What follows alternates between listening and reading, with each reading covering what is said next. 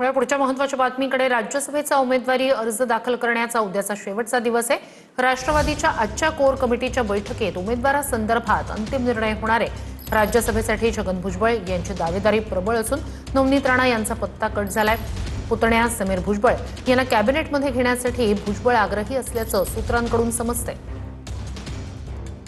सुनेत्रा पवार यांच्या राजीनाम्यामुळे रिक्त झालेल्या राज्यसभेच्या जागेवर कुणाची वर्णी लागणार यावरून राजकीय हालचाली सुरू झाल्यात। शनिवारी भुजबळांनी पार्थ पवार, सुनील तटकरे, पटेल यांच्यासह मुख्यमंत्री फडणवीसांची भेट घेतली।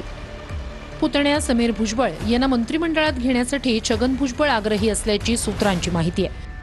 मुख्यमंत्र्यांकडून मंत्रिपदाच्या फेरबदलाबाबत हायकमांडकडे विचारणा करावी लागेल असं सांगण्यात आल्याची सूत्रांची माहिती आहे।